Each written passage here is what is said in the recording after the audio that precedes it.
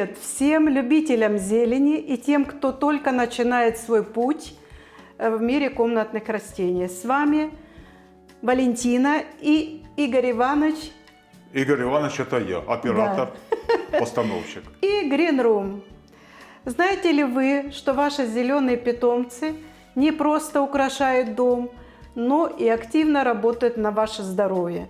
Сегодня мы расскажем о 5 комнатных растениях, которые станут настоящими помощниками в создании чистого воздуха и улучшения самочувствия. Не забудьте поставить лайк, если вам понравилось, подписаться на канал и нажать на колокольчик. Начинаем наше представление всех комнатных растений. Значит, прежде перейти к нашим топ-5 комнатных растений, давайте разберемся, почему растения так важны. Они не только насыщают воздух кислородом, но и поглощают вредные токсины, выделяемые мебелью, бытовой химией, электроникой. Некоторые даже повышают влажность и борются с бактериями. Итак, какие же растения с этим справляются лучше всего? Значит, у меня здесь на столе топ-5 растений, которые действительно мощные для справления со всеми проблемами и с химическими реагентами. Дальше. Значит, первое, что у нас, это хлорофитум. Он обыкновенный у меня хлорофитум, много раз подрезала его.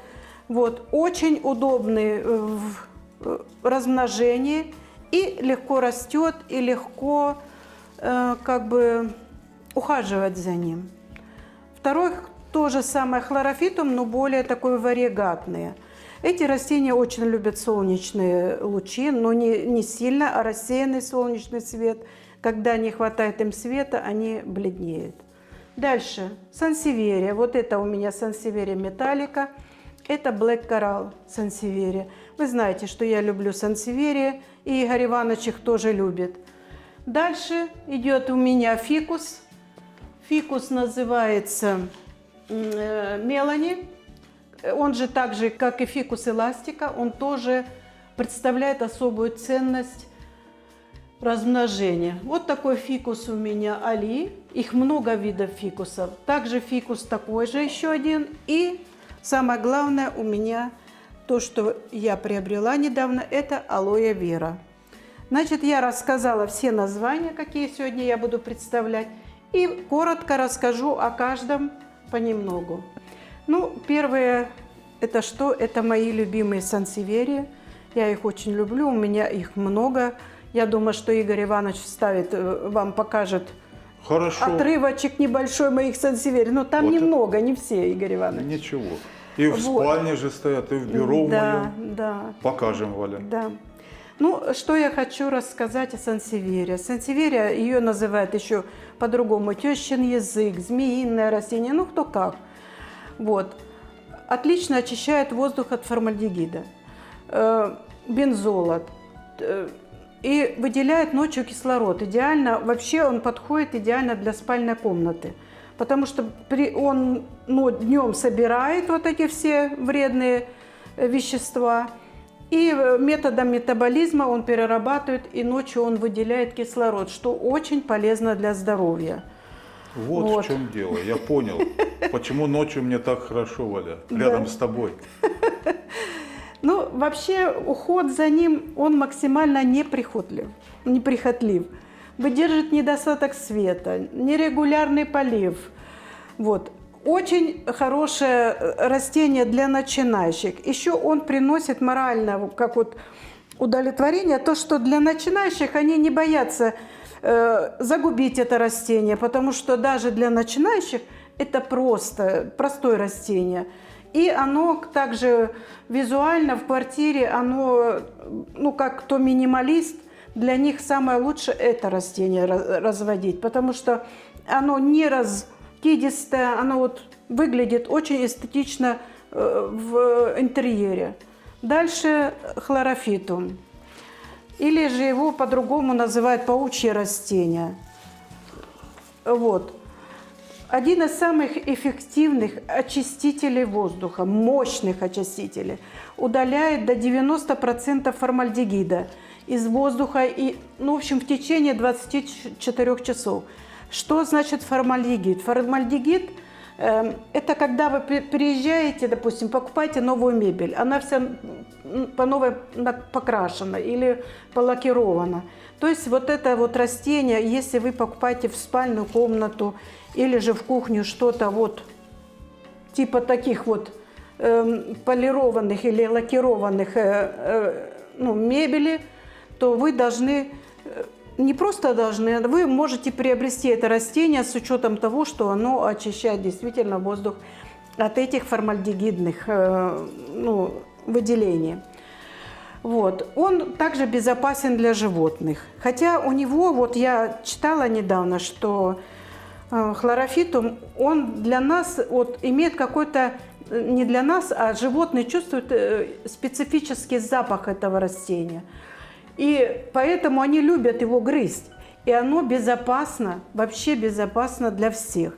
Его можно ставить также и в комнаты для детей, и особенно в кухню я бы ставила, потому что при выделении угарного газа, если у кого газовые плитки или же газовые там что-то еще, то он вот это собирает, вот этот угарный газ, хлорофитум, и он перерабатывает его. Но что он, я заметила, его надо чаще купать.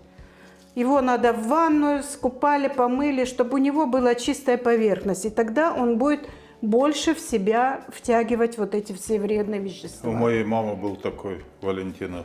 И она каждый листик вытирала, я помню. Да, ну потому что вот если жиры в кухне он находится, там может и жир собираться на нем, испарение, когда готовишь, и вот это вот жирный налет появляется. Ну, у меня зал совместный с кухней, и поэтому он находится у меня в зале. Я очень люблю это растение. Оно у меня уже несколько раз, я его обрезала, но я его не укореняю, потому что вот она вот так падает каскадами. Это очень красиво, эстетично. И также вот в интерьере квартиры хлорофитум тоже имеет свое место быть. Не обязательно редкие растения бегать, искать. А вот красота рядом. Он и дешево стоит, легко за ним ухаживать. Да, он водохлеб. Вот этот у меня находится на фитильном поливе. То есть вы можете посмотреть. Но у него корневая... А еще он любит удобрения. Я заметила это. Вот, видите, уже пустил корни у него. Вот такое вот растение, конечно, вызывает уважение большое. То есть оно не прихотливое, не вредное, Валя, и красивое, полезное. да еще и уважение вызывает. Нет, ты у меня на первом месте, ты же знаешь. Ну, я же для этого, чтобы сравнили меня с цветами. Все. Нет, я не буду сравнивать, Валя. Пусть все так остается. Все. Дальше пойдем. Я отодвину, и вот такую красавицу я вам представлю. Вы даже не представляете, я ее полюбила. Это алоэ вера. Чем отличается? Есть два вида алоэ вера. Вот эта алоэ вера, она действительно лечебная, потому что есть деревовидная алоэ вера, она не настолько лечебная. А эта алоэ вера, она действительно, потому что она не древовидная, она вот идет пучками такими. Что я могу рассказать об алоэ вера? Она очищает воздух от бензола, формальдегида также. И для того, чтобы, ну как бы сказать, ее улучшить качество этого растения, оно должно находиться на большом освещении. То есть она должна находиться возле большого окна, чтобы она получала достаточно вот этих витаминов. И если вы же открываете окна летом или когда вот проветриваете, машины, авто рядом проедет или все, она выделяет вот этот бензол, а он очень вредный для здоровья. И кроме этого, это растение выполняет функции домашнего доктора. Вот почему я ее и купила. Что она залечивает и порезы, и всякие раздражения, и Ну, в общем, все. И алоэ вера, вы все прекрасно знаете, что чаще всего используют в медицине и в косметике. Но вот с ним спокойней, когда Да, видишь. да. Видишь, он, да. значит, морально еще. Моральное действует. удовлетворение получаешь от того, что рядом вот, если дети кто-то дома или что-то, порезы или что, у вас рядом находится растение, в котором находятся все бактерициды. В состав алоэ, вот даже ученые выяснили, что там находится природный антибиотик. Поэтому его употребляют всюду и везде. Значит, но единственное, что его нельзя аллергикам. И прежде чем его употреблять, допустим, пить в растворе для болезни желудка, надо совещаться с врачом. Я имею в виду для простой помощи домашней, медицинской, алоэ вера, как никто другой, подходит больше. Кроме того, что оно чистит воздух, оно еще и помогает. Вот что в нем хорошо. Я видел, ты для растений применяешь его. Угу. Как-то, чтобы почки или чтобы развивались они там как-то. Ну что, по уходу добавлю. Значит, оно требует редкого полива. Это как суккулент считается. И оно не требует частого полива, не надо с ним. Но когда вы видите, что листочки уже начинают портиться, то вы должны уже на это обратить внимание. Я алоэ вера использую также, вы видели, что я отрезала. Его вот так надо отрезать. Кончик, вот так алоэ вера. Я отрезала, делила на части и орхидею. У меня орхидея отцвела, и я взяла цветоносы, где находится почка, вставила эту алоэ вера, и сейчас появляется уже цветонос. То есть, это как бы небольшое, небольшое вступление для нашего видео о моих орхидеях и так далее. Но я просто советую людям, которые начинающие, брать именно это алоэ вера.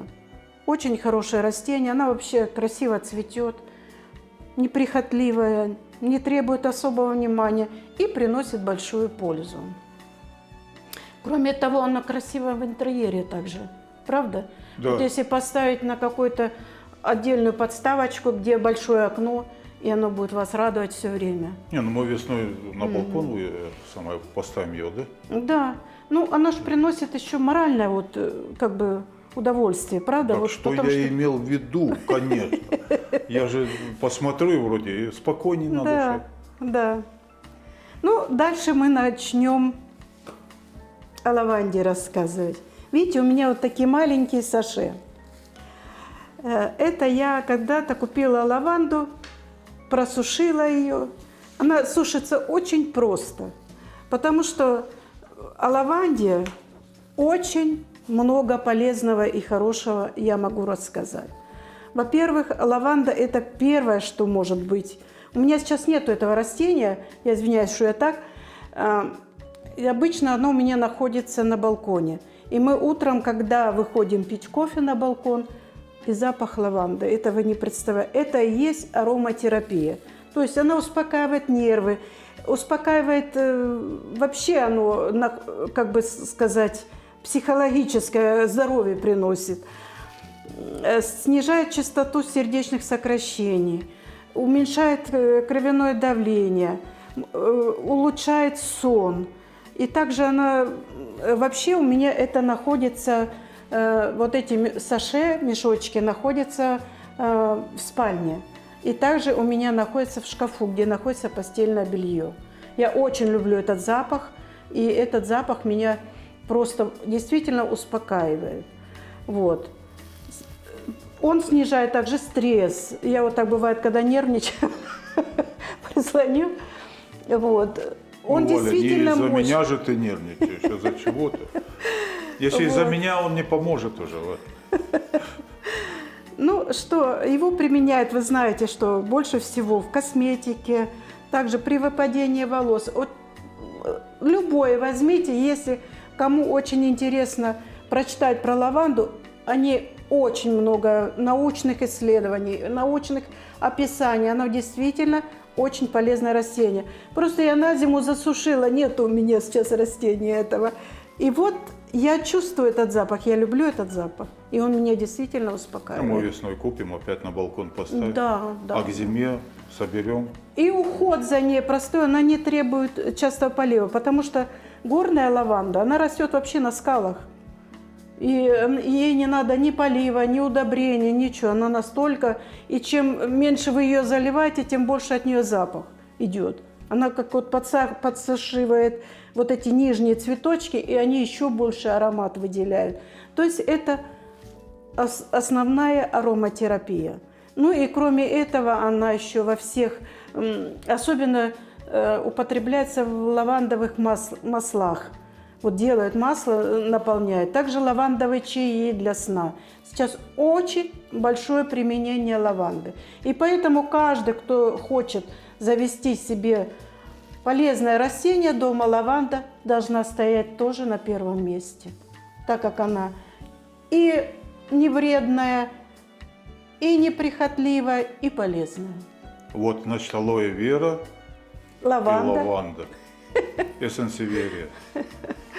Вот. Видите, какая хорошая у меня идея, если у кого понравилась вот эта идея, вот так вот.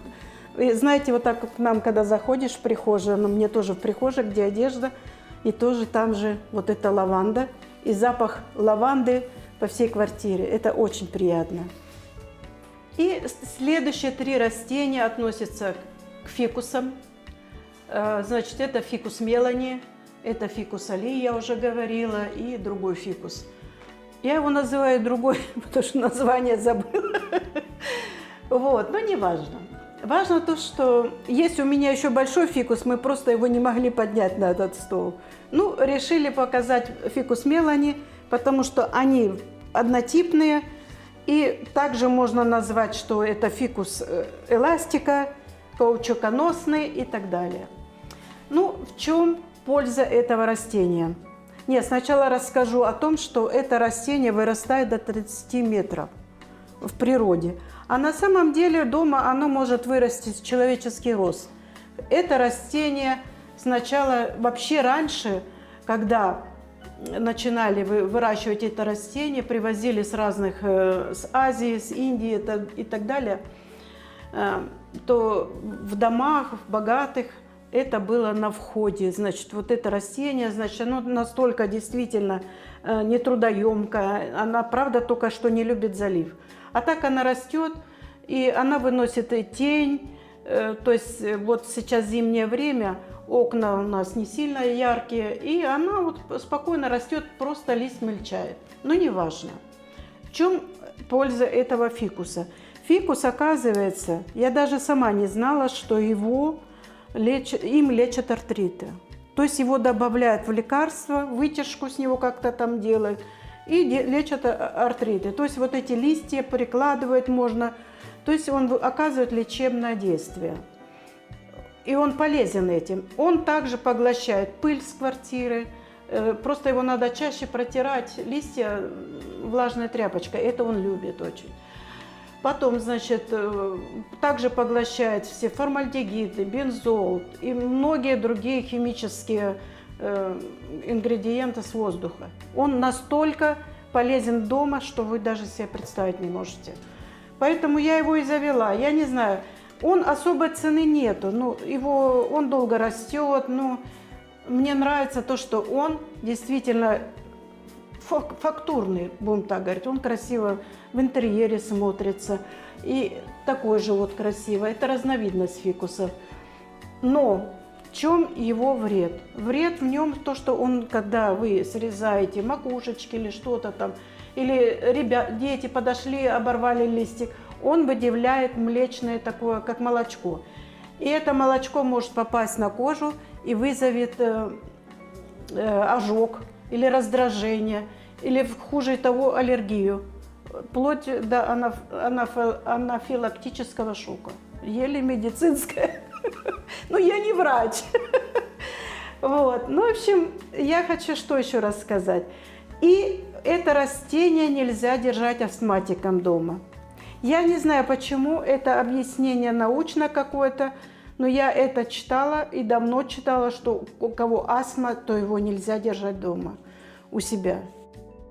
Вот. На самом деле фикус, он, сказать плохого о нем я ничего не могу. Я очень довольна.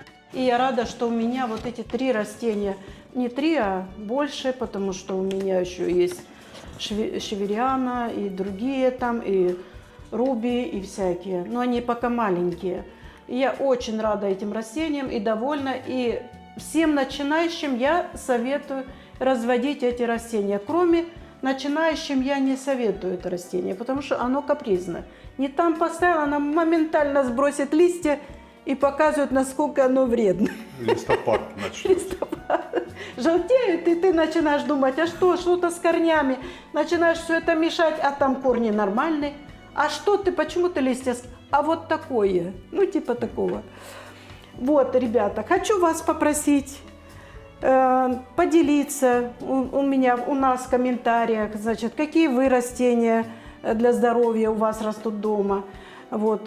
И, конечно же, подписывайтесь на Green Room, ставьте лайки, и чтобы мы знали, что такие наши видео вам интересны. Кто забыл подписаться или не успел, подписывайтесь. В помощь вам лаванда, она улучшает концентрацию и улучшает память. Ну все, на этом наше короткое видео. Надеюсь, вам понравилось. Короткое видео заканчивается. Желаем, как всегда, вам прекрасного дня, прекрасного вечера и хорошей погоды. У нас сегодня, кстати, такая погода мерзкая, что мы никуда не выехали даже. Да, 2-й день уже. Да. А, Все, до свидания, ребята. До свидания.